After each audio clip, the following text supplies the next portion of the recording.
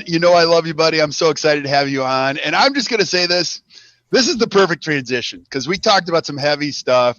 If you guys just need some comic relief, there's nobody better. And I'm not even endorsing your podcast because I think I could get in trouble. I put it on in the car one time. I was like, oh, Josh.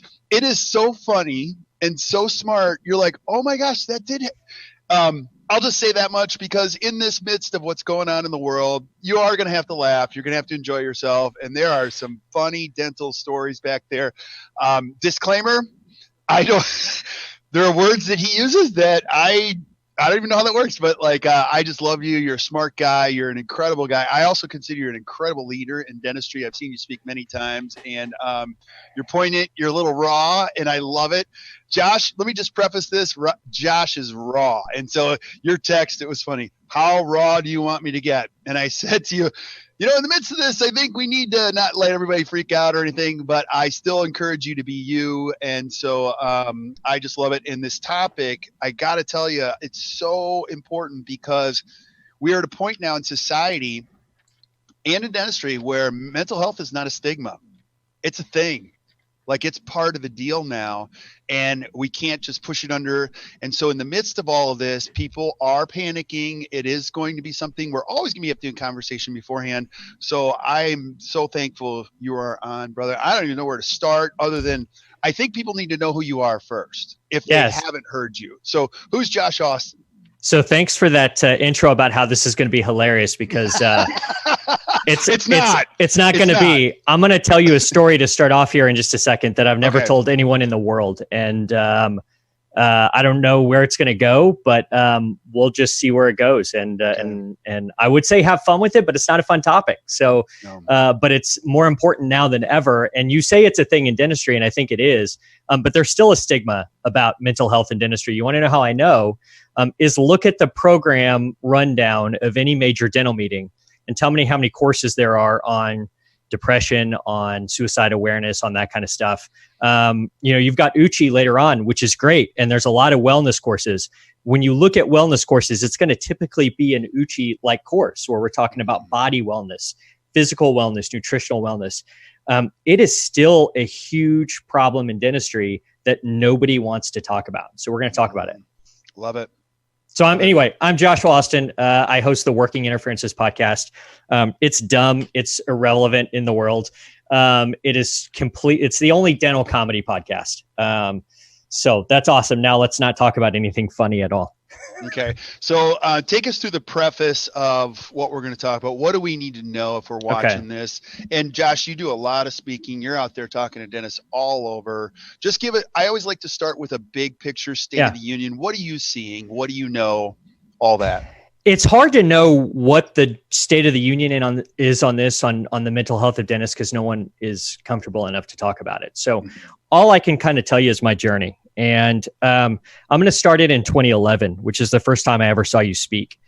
And 2011, I saw you speak, and I was not in a good place mentally. I was not in a good place mentally, partly because of my home life wasn't great. And it was in a probably what I would term a non-constructive relationship. And I was in a practice that was just starting and having typical new practice struggles there. And I saw you speak.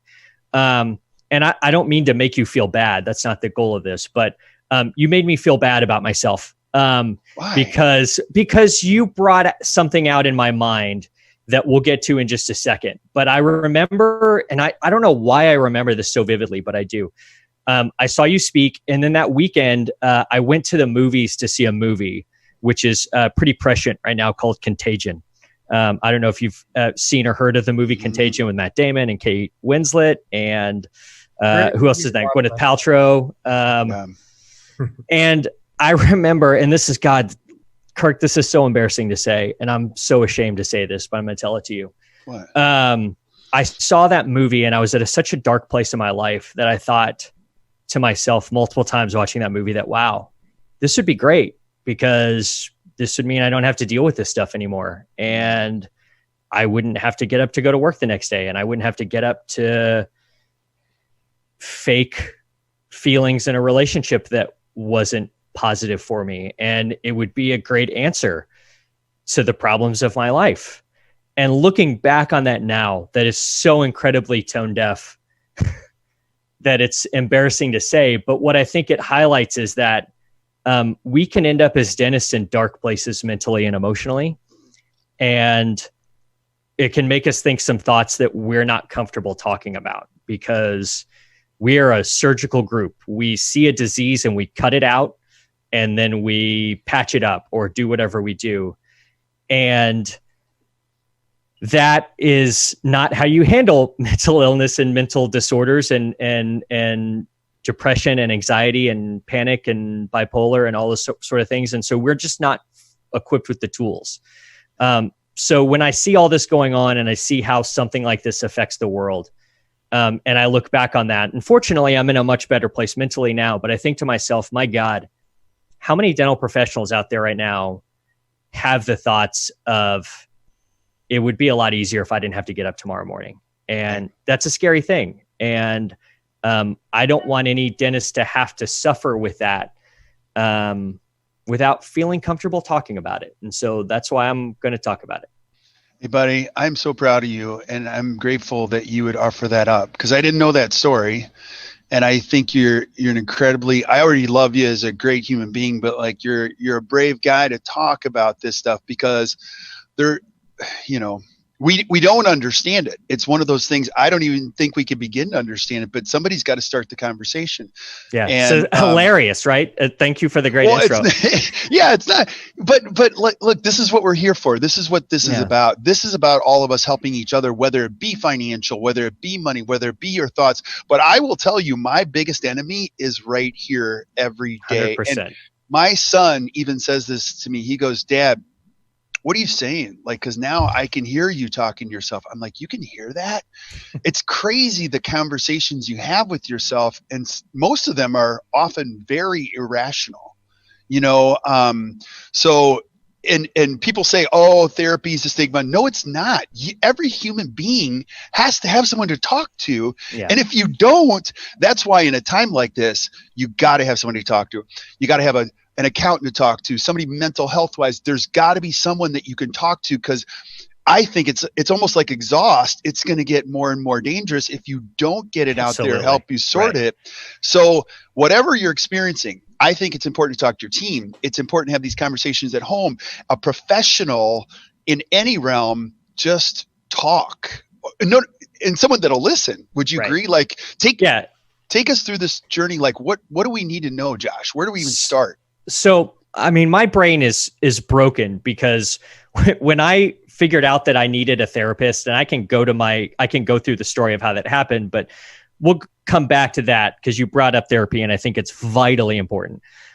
When I realized I needed a therapist, I didn't know where to look for one. So, you know what my main lecture topic is, right? It's Google and Yelp.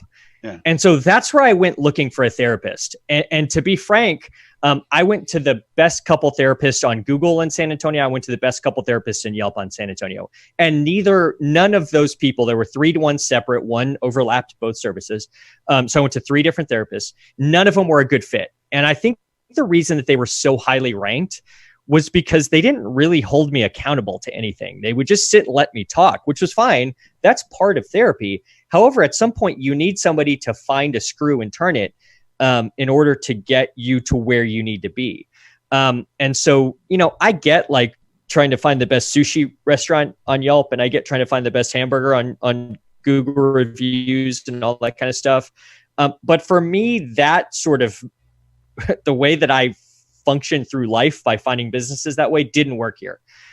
So I honestly, and this is not a commercial for this company. I don't make any money from this company. I use a company called Talkspace, and Talkspace is a therapist, sort of when and where you need it. And so there's multiple ways that I can communicate with my therapist. We can do phone calls, we can do FaceTime. And a lot of times we just text. And surprisingly, Kirk, it's kind of sad how much more honest I can be over text with somebody than it is. I mean, when I'm having a feeling that's rough, it's easier to say it sometimes over text than it is face-to-face, because when it's face-to-face, I'm reading your visual cues, I'm reading your body language. My brain picks up all those little uncomfortablenesses about it, and it makes me divert off my message. Whereas with text, you don't get that. And so Talkspace has been great for me. I still would love to find a good in-person therapist where I live, to be maybe quarterly or something like that, maybe every other month. But my day-to-day therapy, my week-to-week therapy generally happens through Talkspace. And it's a fairly inexpensive service. I think it's a couple $100 a month, depending on what plan you pick. And I don't know. I'm not saying everyone needs a therapist. Just every dentist needs a therapist. I mean, I'm sure there are plenty of dentists who are perfectly mentally rounded and have no self-esteem issues, have no negative thoughts, and make it through their day unscathed every day and lead their perfect lives. Their Instagram feeds make me know that there are some dentists out there that are perfect. But for the majority of us, I just think this thing is hard, man. This job is hard. It is. And we need someone that we can sound things off of and that we can share without fear of being judged how we're feeling and what we go through. It's powerful, buddy. I couldn't even imagine trying to do any of this on my own. I don't care if it's a coach, therapist, or somebody. You got to talk to somebody that can help you sort your thoughts, because you already know this. People close to you, whether you communicate via text or something, sometimes they're too close to you.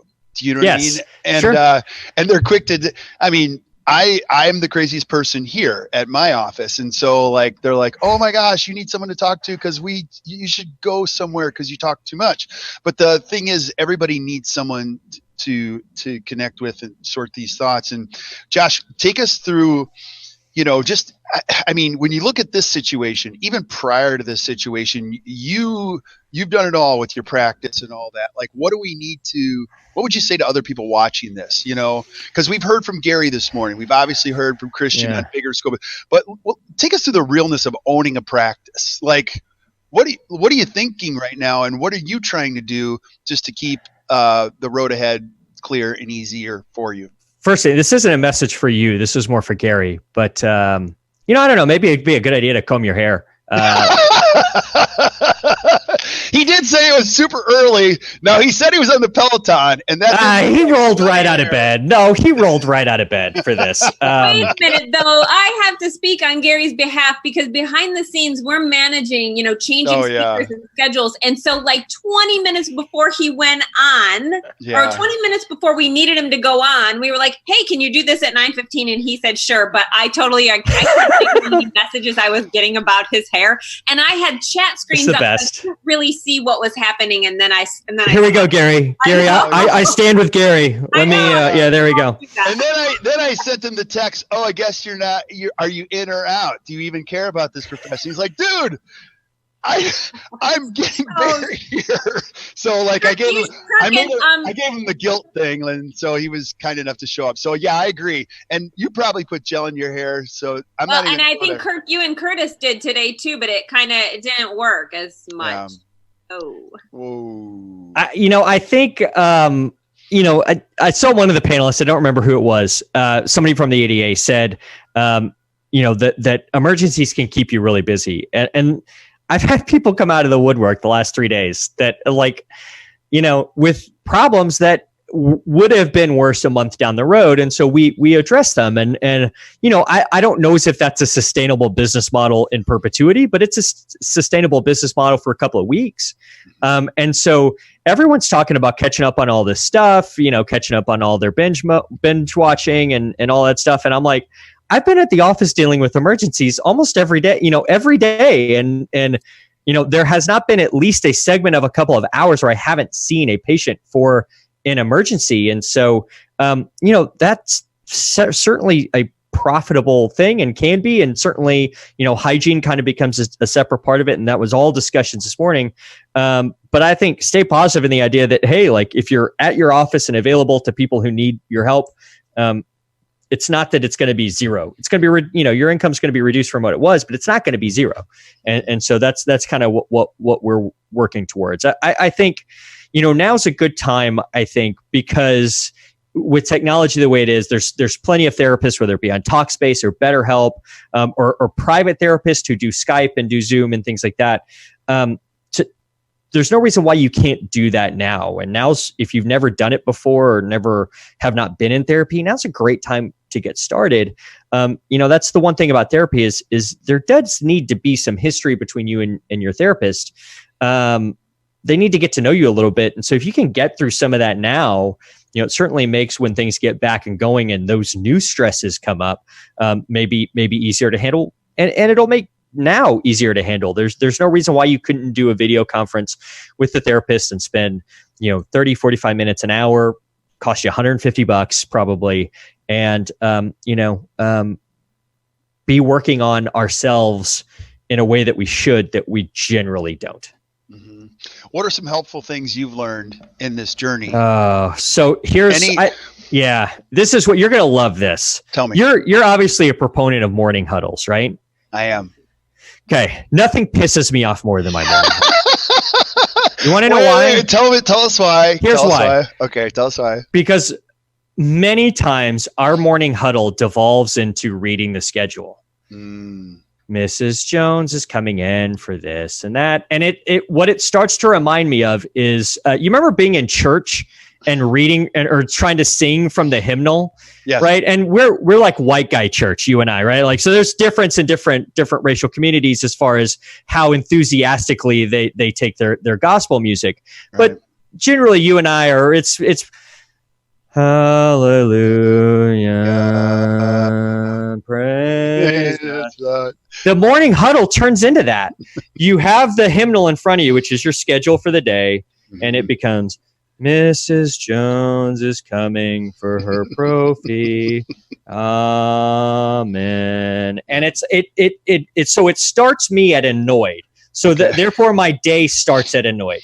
Not a good way to start. No. And so, I correct them, like, we're not here to read the schedule. We're here to, quote unquote, dig for gold, which now that the hand washing thing, like, I can't dig for gold anymore the way I'd like to. Mm-hmm. But digging for gold in the schedule, not in your nose. Wash your hands. We don't teach that, by the way. You were using a different coach that taught you. It's finding opportunities. It's finding things that have fallen through the cracks, et cetera, et cetera. But oftentimes it defaults to we're tired, we read the schedule, and then we start. And I start the day at annoyed. So what I do is I go into the office after our morning huddle. I close the door, and I put on headphones and a sleep mask, and I do a 10-minute guided meditation through an app called Calm, CALM. I got it. I love it. Actually, LeBron uses it. Yes, he does. Yeah, I use it on the planes. It's awesome. Tell us more what it is. I love it. So Calm is guided meditation. So some people, like Bill Robbins, is really good at TM, transcendental meditation, where you can literally just zone out. You have a mantra that's a very personal thing to you, and you're able to zone out for extended periods of time, 20, 30 minutes, an hour. And there's all kinds of data on TM, transcendental meditation. It lowers blood pressure and all that kind of stuff. I'm not that good at it. And so my brain is much more like yours in that I need a shepherd to sort of guide the way for me. And if I just sit quietly in a room, that room will fill with my thoughts really quickly and I won't be able to shut any of it out. So Calm works well for me. There are people who are much better at meditation that probably don't need it. But it's all about breathing. It's all about trying to tune everything out, figure out what's important. Yep. And Calm helps me do that. And I do find that like the time of, if I do that Calm 10-minute guided meditation after my morning huddle before the day starts, it gets me back to like positive. Right. Whereas if I just go straight into the day, I'm annoyed at the huddle. I'm annoyed at some kind of problem that came up in the huddle. And now it's like, I've already got my foot on the accelerator and we're headed like 0 to 60. Right. And so Calm gives me a 10 minutes to pump the brakes a little bit and relax. And so if you're anything like me and you walk in the office and you're immediately introduced to problems, then take that 10 minutes before you see your first patient, do your huddle, do your meditation, then start your first patient, and it will make a difference. In full disclosure, I mean, I love that you're talking about, my kids actually use it too. When I can't sleep, I put my phone next to the bed and I just play calm. And as a matter of fact, I can even play. What it allows me to do is it stops the brain racing for me. Like, right. I don't know if you guys are like me, but if you own a business or even you run a family, your brain races. Like, it races to the point where I can feel my blood pressure go up. I can feel my heart. I'm like, I'm just going to go to bed. And I try everything I can, but there's something weird about this. Now, I don't know the science behind it, but when I hit that and I'll just lay it next to the bed, it's hard to think about other things. Like, I don't know what it does, but it interrupts that a little bit.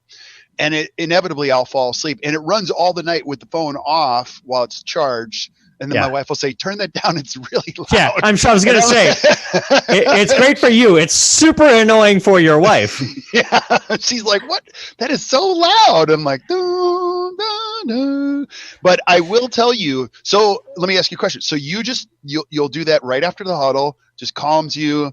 You can kind of get in the zone. It's just like a refocus point. Exactly. Yeah. I mean, I absolutely feel it bring my anxiety down.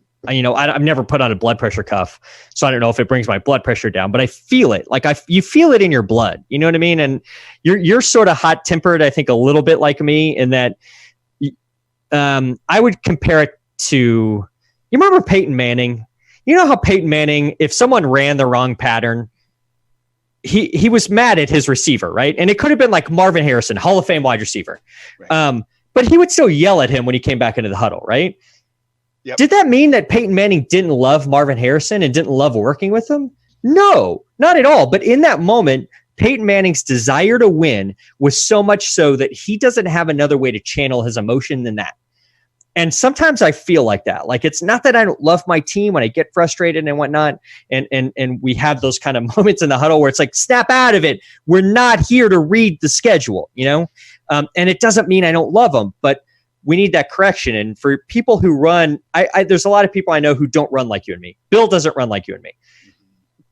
Bill is very calm and very peaceful, and all the time. He's got energy, but he's got only good vibe energy. And sometimes you and I can tell our RPM meter gets brought up to the point where sometimes we struggle with getting those RPMs down. And calm, and that 10-minute meditation gets my RPMs down before we start the day.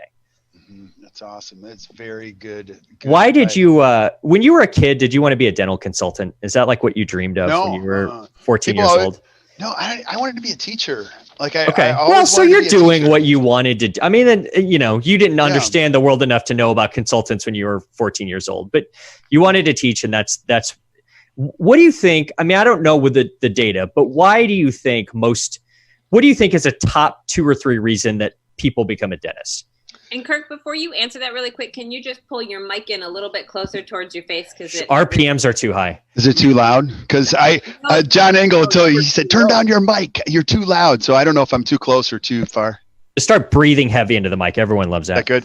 Okay. No, I have my own opinions about why people became dentists. 23 years of research is, I think, number one is someone was at the corner, right, or the crossroads where they had a neighbor, a friend, an uncle, a dad, someone who's like, dentistry is a great life. And they saw them having a great life. The second thing would be, I think, less, but this is just anecdotal. They love the science piece of it. The idea of scientifically doing something that mattered, made a difference. But my opinion is it was somebody at that road that said, go this way. Do you know what I mean? I did it for a kid who wanted to be an MD. I'm like, don't be an MD, be a dentist. And I told him to go visit some MDs. Yeah. And he came back. Now I handpicked a dentist for him to see. And he's like, dude, I'm going to be a dentist. Well, he just graduated as an orthodontist. Nice.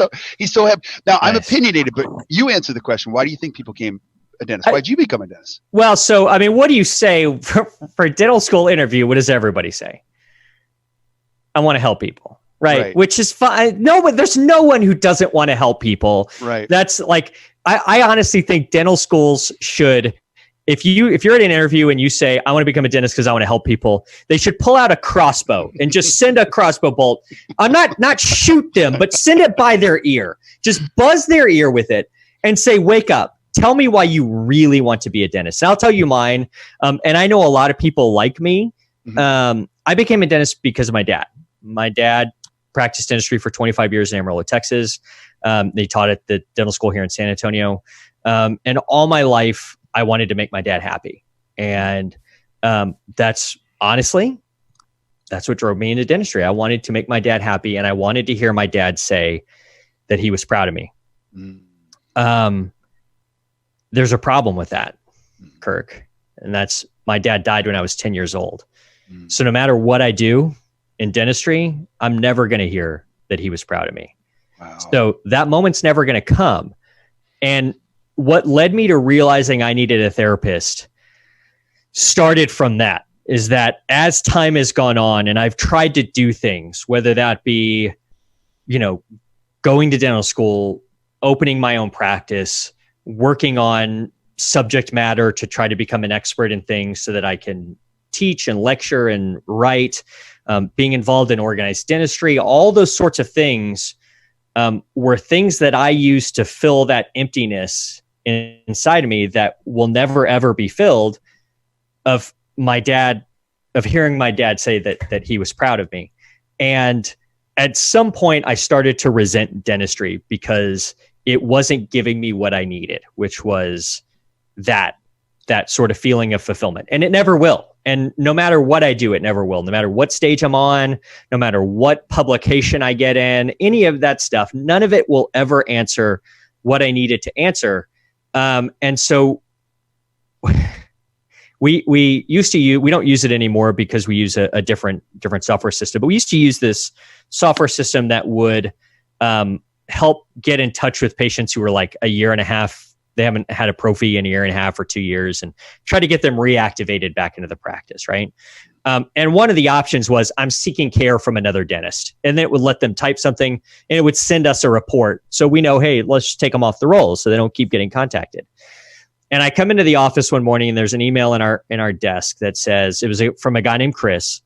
And it said he was seeking dental care elsewhere. And under comments, it said, Dr. Austin just seems so angry all the time, which is like one of those things that I thought I was really good at hiding all of that and keeping that in check. And I'm going to show you how good I was at that. I don't know if you can see this. You see that right there? Yeah. You see what that is? That's a hole. It's a hole in the wall. Yeah. With from what? From a shady contractor. No, from my fist, Kirk. From my fist. I have to ask. Okay, so tell us a story about the hole. Well, your hole. To be honest, I don't even remember what it was that sent me over the edge that day, but I came into my office and punched the wall, and I was so angry at something. But what I thought is I thought I was really good at holding that in control until I walked into my private office door and shut the door, and then I let it out. But the truth is that my team noticed it every day. My patients noticed it. And here I am walking around thinking I'm Daniel Day-Lewis, thinking that I'm the greatest actor in the world, and that no one can really tell that I'm actually not that thrilled with everything, and that I have an anger problem. So, that's what led me to realize that I needed a therapist was that email. And so that was a pretty stark moment for me to get that email. And not everybody may have that moment, because I think for every Chris that emailed me in and saying that I'm so angry all the time and so I switched dentists, there's probably 100 other patients that just left. And that's easier on our psyche, but it's not easier on our practice. And so had I started to try to figure things out before this, maybe I don't lose Chris. Maybe I don't lose the 99 other patients that didn't email in and just unsubscribed. So I don't know. I think it's one of those things. I think there are a lot of people out there who are like me, that yes, we all wanted to help people, but the reason they became a dentist was maybe a reason that they can never fully solve, or they can never fully get the validation that they need. And so it becomes a 2,500 square foot coffin every day. And I want people to know that the way out of that is not trying to find some MLM solution to sell, CBD products or nutritional shakes. It's not any of that. It's coming to terms with what's in your brain and what's in your mind, and seeking therapy to try to become a human being that copes better with the day-to-day stresses that we all have. Yeah. And Ed Siegel just he said, your message rings true to so many. So thanks for talking about this. And so can you talk about this? Therapy is just one spoke in the wheel. It's not the one thing. Like there's a whole combination of things when it comes to mental health, and it's a complex puzzle. So, I mean, what could you say to somebody who's talking to me? Like, how do I put this wheel together, or it's a puzzle for me? So therapy, meditation, those two things we've talked about already. I honestly think when I started the story about seeing you for the first time, I mentioned not being in a healthy relationship. And I think that's a huge part of it. And I think one thing that's helped my life turn the corner is having a great relationship. And Andrea is my fiance. We were planning on getting married this summer in Paris, which, now I don't know. We've trying to figure that out. But she's a great partner for me, and I'm a great partner for her. And so, I think figuring that out. So if that involves couples counseling, or if that involves, whatever it is to take to get you out of that toxic place, I will tell you that it's worth it. And that, you have to cut that stuff out of your life, and it's really hard. And I did not have children. So it's so easy for me to sit here on top of Mount Pius and tell you to do that without having kids and without having huge financial obligations and things like that at the time. But I do think you got to have a good life at home, and you got to have a good partner. And sometimes a good partner is no partner. There are times in our lives that we need that too. And so that's something that we need to remember. And so, I think those are things that we start with. And then I think, then it becomes trying to build the practice that you want. And so whatever that means to you, and I know kind of the practice that I want, and, some days it is that, and some days it's not, we can't control it down to that granular of a level, but we really have to be willing to say, hey, let me cut the things out of my practice that I want, cut the things out that I don't want. And I'm not talking just about insurance, because that's such a safe, that's such an easy, villain to make. It's not so much about that. It's about the procedures you want. It's about the people you want. And try to build your life the way you want it. And so, I'm maybe like you. I don't know about this. Are you a yes man? Are you a overcommitter? Are you a say yes? I've been clinically diagnosed as a wuss. Okay. So I say yes to everything. I'm a yes man. Now, I also knew getting married to my wife, that was problematic, because I'd say, oh, yes, yes. Well, obviously couldn't get half the things done. I also hate conflict. I love people. And I confuse clarity for niceness all the time. And I go, oh, it's not a problem, when it's a huge problem. Sure. Oh, and then when I get mad, they go, whoa, what's going on with Mr. Happy Guy? Oh, no, Mr. Happy Guy isn't happy today, when your world isn't working like you wanted to. Oh, everybody else. And I'm like, oh, no. This is the first time I freaked out in like 3 weeks. So I'm like anyone else. And I also say this, Josh, like people assume things about people's life. My house, the wall. I don't have a hole in the wall, but I could put one in there. There's a lot of wall there for us to put holes in, Kirk. I'm afraid that if I punched it, you would laugh and go, that's not a punch. What are you trying to do there? Like, I'm a wuss. But the thing I do know is that, same stuff, different address in a lot of cases.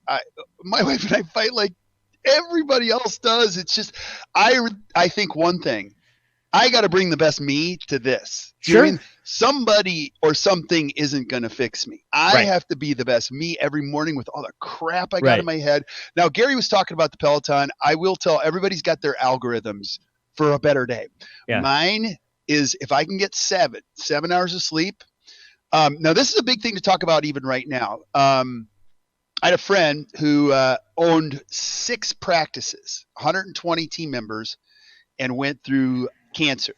The first thing he had to do was start sleeping, because the panic was so high. Because when you don't sleep, you make really bad decisions. And I'll be the first to say that when I get 4 hours of sleep, I do stupid stuff.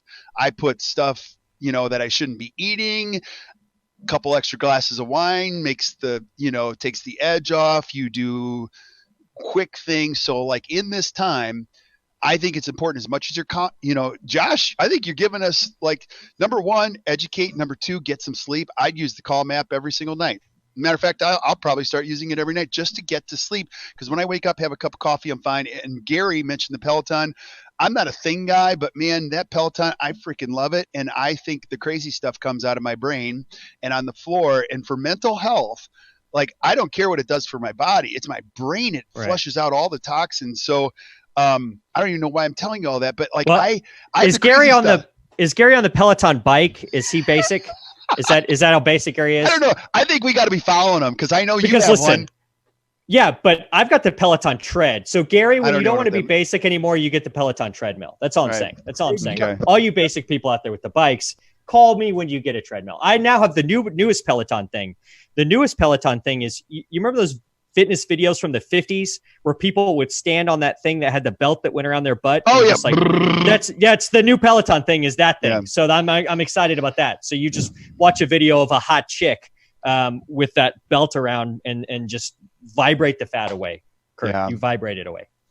Well, and let's not talk about fat here. We're talking about mental health and in these challenging times. And I think, as a dentist or as a leader, and now a couple of the things that came through is Josh Desi said this, Josh, thank you for being so real and sharing your story. It doesn't only help a dentist, but I think it's going to help many dental professionals like hygienists, assistants, front. You got to remember, you got a team of people around you too. It's not just about us. Sure. Absolutely. Yeah, Josh, one thing that I just wanted to really make sure that everyone know what you said at the beginning. My wife, she's a life coach for actually CEO men. So she works with men all the time. And one thing that you mentioned at the beginning is you have to realize that it's happening first. Right. Before anything, you got to understand and realize that it's happening. And you had to go through that. Otherwise, you're hiding it. And if you don't let it out somewhere, whether it's to your spouse or your partner like you have right now, or whether it's to text chat to that company, or whether it's to Kirk. I'm sure Kirk would love to hear anybody's problems, and then he'll smile right back at you. I get to hear them all day long, and I hear sometimes too much, but that's why we're here. Like, that's why everybody's here, That's why we're doing this. Keep going, Curtis. I'm sorry. Oh, no, I was just going to say that's the biggest thing. And however you cope it, I like how Kirk copes it. I like, Josh, you have your meditation and a few other things that you do. One thing that works for me is gratitude. When I'm able to, it's been proven scientifically that if people who focus on gratitude of what they're grateful for are mentally stronger than not only those who focus negatively, but also those that just focus on the status quo of today I did this versus I'm grateful for. They are mentally more stable. We could do a whole podcast just on this alone of that theory of gratitude, but it helps mental health. That's what I try to do for my mental health is gratitude. Andrea, my fiance, catches me in that all the time. And that Kirk, I know that everyone who's a dental speaker, who's not a dental speaker, thinks that the life of a dental speaker is the most glamorous thing in the world. And I was literally like schlepping to Midland, Texas, or someplace like that. It's not all Maui. It's not all Kona. It's not all New York City and Boston. There's a lot of little places that are hard to get to. And I think my comment, it was like, hey, what's your week like? I got to go to Midland on Thursday. And she's like, no, you don't have to go to Midland. You get to go to Midland. You get to do what you like to do. It doesn't matter where it is or how big the audience is or how many people are there. You like to get up in front of people and make jokes. And that's what you get to do. Yep. Wow. Okay. You're right. I get to go to Midland. I don't have to go to Midland. I get to go to Midland. Sorry, powerful, buddy. It doesn't matter what it is, Josh. No shade at the Midland, Odessa, Permian Basin. I literally just pulled that out randomly. So yeah. Well, and you're right. There isn't a lot of glamour. Like people go, oh, you speak everywhere. Like, what's it like? Well, I get a lot of nights at a Hampton Inn. Yeah. Or even worse, delayed in an airport terminal, trying to find something opened at 11 o'clock at night, and you're eating, the 2-day-old Wetzel's pretzels, and sleeping in a huddle on the floor using your suit jacket as a pillow. Now I want to bring up something too, and Ed, we know Ed Siegel, and Ed posted, in 9 months, there'll be a lot of newborns and divorces. And it's a little bit of a, I know exactly where you're going with that, but here's one thing I would say to the truth of that is that in this time of crisis, you can lose your mind. If you're already struggling or already angry and putting holes in the wall, you can probably put a few more there. So in the midst of this, it's very important not to let the wheels come off. I think it's going to go one of two ways. You're either going to get a lot better, not in the short term from this, or things are going to get worse. And it's a product of, we can protect our thinking, but ultimately I got to protect what comes out of my mouth and how I behave every day. And I got to keep myself in check in that. And Josh, speak to us, like, again, just the mind of a young dentist with all of these responsibilities in this. I know there's a lot of people watching you going, look, dude, you're talking to me like, but you don't understand. You don't understand. What would you say? I do understand. And here's what I know. Is there any? So here's, do you want to hear some statistics that are sobering? Please. And like, I'm saying that these are peacetime statistics indicating that this is wartime. And my grandfather in his grave is rolling over saying, don't you dare compare having to stay in your house and watch Netflix to like me storming the beach at Normandy. Right. But some statistics of the good times of dentistry, right? So there's a study done by the CDC that showed that dentists are 2.5 times more likely to die of suicide than the general public. 2.5 times. Now, why the question's always why? Is there any? Yeah. So I'm going to name some other things and we'll get to some of the whys. Okay. The Journal of Deviant Behavior. That exists. And I'm now like, I want to subscribe to this because that must be the most amazing journal of all time. Like, forget the American Journal of Prosthetics. I want to read the Journal of Deviant Behavior because there must be some great stuff in there every month. Have you been published in there? It's coming soon. Believe me, it's coming soon. Being a dentist, this is a quote, being a dentist increased one's risk of suicide by 564%. 564. So now you've got 250% on one article and 564. So let's just cut the middle of it and say 300% more likely, 3 times more likely to commit suicide if you're a dentist than the general population. The ADA has an article that says dentists have double the rate of diagnosed depression, anxiety disorder, and panic attacks than the general population. Okay, and but then still why? So that's self-reported data. Okay. So it's going to be higher than what is actually purported. Right. Now you're going to get into whys. 90% of dentists say that they're in some sort of musculoskeletal pain on a daily or weekly basis. Interesting. That's from the Journal of British Osteopathy. Wow. The ADA has a study that shows 38% of dentists are frequently or always worried. Again, this is peacetime. That number's 100% now. But when things are good, about 40% of dentists are always worried about something. And 35% of dentists are frequently or always physically or emotionally exhausted. Exhausted is the term that gets used. Not tired, not fatigued, exhausted.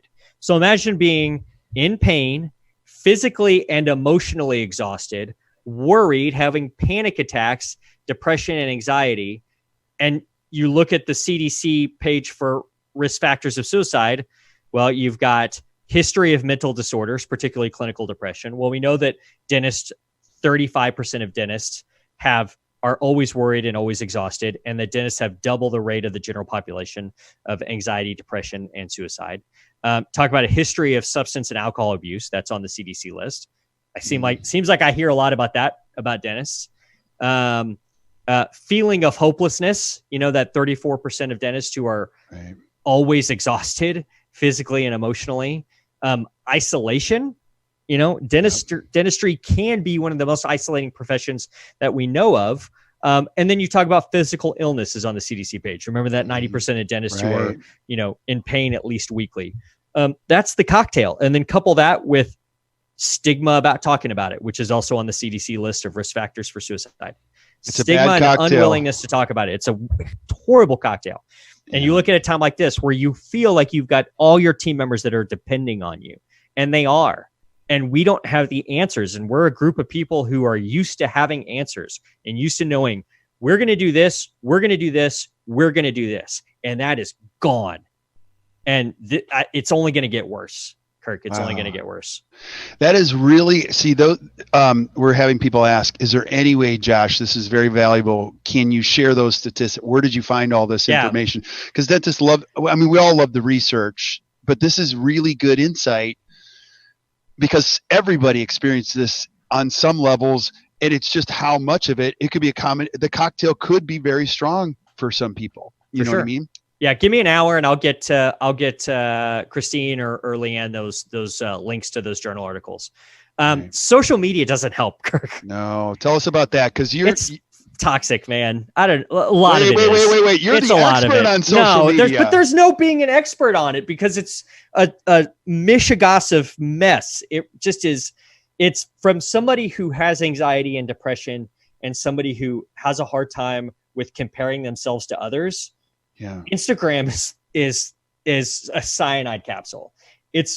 I have to prune my list that I follow all the time because there are so many people, and I mention them out there, and I'm not going to mention anybody by name because it's not fair to blast them, but there are so many people who, if you look at their Instagram feed and their Instagram stories, their life is freaking perfect. Every case they do is perfect. They got patients out the yin yang. They're so busy. It's not even crazy. They're expanding their office. Look at those beautiful chairs. Look at that beautiful reception area. Look at that sweet car. Yeah. I mean, you start seeing all this stuff and all you're seeing is their highlight reel. Seeing is their highlight reel. And when you look at it, compare it to yourself. And I think about the composite that I just did, and I'm looking at the feed and I'm thinking, I'm a garbage human being because I'm not doing full mouth rehabs all day. My office doesn't look like that. My car doesn't look like that. My wife doesn't look like that. My kids don't look like that. And I'm doing everything wrong and this person has it right. And that's the most it's just so inauthentic. And I'm somebody who craves authenticity. I want to know that I'm not alone and that I have stuff that breaks and I have feelings that come out and I have people that have postoperative pain. And I have all those failure type issues. And because of social media, a lot of times I feel bad about it. And so, that's to me, it's a problem. And if you let that thing grow, it grows like these tentacles that root themselves into your psyche. And every time you flip through Instagram, it flexes a muscle that says, I'm not good enough. Right. And when you flex the muscle that says, I'm not good enough all the time, the muscle that says, I am good enough, atrophies because you're not working it out at all.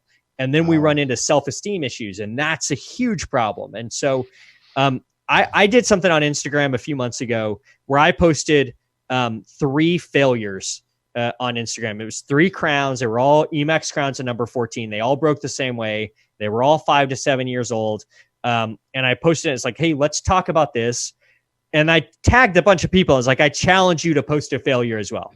And guess how many people out of the 30 or 40 people that I tagged posted a failure of their own? 1 or 2 or 0. All of them. 0. Not one. Not a single one. But everybody commented saying, oh, we should talk about this more. It's great. But not on my feed where my patients can possibly see it. Yeah. So I do get, does the government, this should be a question for our HR person. Does the government mandate a certain time of vacation that we have to give a full-time employee? You answer this. We have to give them something, right? Whatever. I don't even know. But so whatever amount of time you take as vacation with your family, you should also take that amount of time as a social media vacation. Amen. Now, you don't have to line them up where you go on social media vacation while you're on vacation. But take 2 weeks off of Instagram, take 2 weeks off of Facebook, a year, and just deactivate. Just make your profile not even there, and just see first off how instinctively you just look at your phone all the time. Just look at your damn phone. It's such a fast twitch muscle it's become that it's scary. And the other thing is just how all the cacophony silences a little bit, and you're left with thoughts and moments to yourself that you're not filling with this other toxic stuff. So I don't know, get some of that stuff out of your life. Take a vacation. I'm not saying get off of it, because I don't know if you can be off of it these days, but take a vacation. It should be like government mandated that we take a social media vacation for 2 weeks a year. Yeah. It's okay to suck at social media is what you're trying to say. My whole thought, like where we're leading to in this whole thing. And we should have started this at the beginning.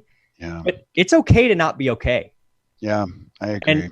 And in dentistry, because of social media and because of how we have to position ourselves in our community, I think a lot of us feel that it's not okay to be not okay. And that couldn't be anything further from the truth. It's okay to not be okay. Yeah. Beverly just posted, I'm celebrating 3 years social media sobriety. That's powerful. I so wish I could be social media sober. But you know what? Unfortunately, it's a part of the deal. So, social media is sobering though, actually, right? Yeah. I mean, it's in the worst ways though, and sometimes in the worst ways. And so take 2 weeks off, get the people that make you feel bad about yourself, get them out of your feed. Just get rid of them, So what's kind of crazy is that my feed, if I were to give you my phone and you're to open my Instagram, you know what you're going to see a lot of accounts that I follow? What? Dogs. Oh yeah, you do love dogs. You do love dogs. Best. Yeah, it's the best. I just love following dog accounts. There's nothing better than a great dog account. I care so much about these like 10 dogs that I've never met in my life, but I love them. One of them passed away last year. I shed tears. I cried. I saw that. Yeah, because I follow you and your dogs. Yeah, my dogs are the best. I know, buddy. I want to just.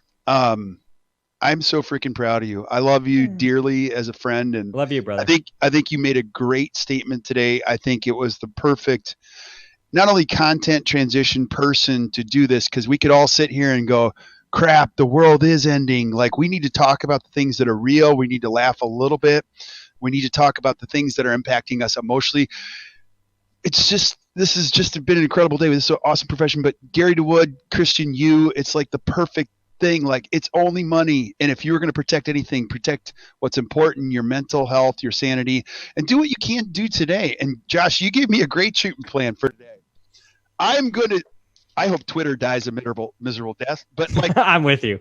A lot of these things, it just doesn't matter. And I see what you're trying to say. And I think you're speaking to the hearts and minds of a lot of people that are watching today. And as dentists, the only thing I can say is we all got to stick together and educate, and just what you're sharing with us, it needs to be said, brother. So keep the message strong. Thank you so much. I appreciate it. This was fun. You were awesome. And Josh, I do want to tell you one thing just kind of in advance. One, don't forget to share that the data, because I've got a ton of messages of everybody. So I will get everyone that. 2 people are just thanking you over and over again. And I think your dog's Instagram is probably going to blow up because somebody posted it for everyone. Yeah, it's at Graham and Fig if you're interested. Oh, it's right here. I see it. Yep, I've got it. So that will be fun. I think dogs are super entertaining. And thanks for your honesty, because if there is one thing that we can use a little more of, it's just honest realness and the emotions we're feeling. Brene Brown said this the other day on her Instagram feed, and I read it, and then I read it again, and I thought, oh man, that is so true.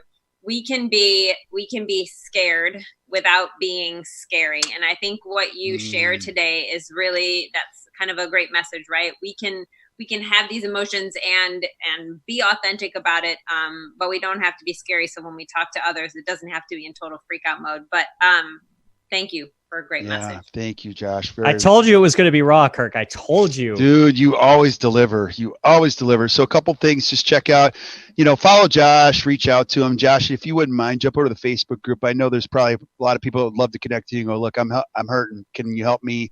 And then we'll post the resources over there. So that conversation stays alive for weeks. If you feel like you need help, do what Josh is saying, reach out, get help. And then Josh, how can people find you if they need to just reach out to you personally? You mean after I just blasted social media for 5 minutes? Forget it. Do you got an email address or something? Yeah, so you can get me by email, jaustindds@me.com, M-E. You can find me on Facebook, Joshua Austin. You can find me on Instagram at Joshua Austin DDS, and you can follow my dogs at Graham and Fig. Dude, you're the best. All right, brother. Appreciate you so much. So thank you guys for watching all the comments. We're going to take a short little break. LA, how long is the break here? We're going to take a 7-minute break. We're going to be back with Paul Goodman, who is going to just knock our socks off with some great conversations that we all need to hear. Josh, thanks again. And we'll be back in 6 minutes now, 6 minutes at the top of the hour.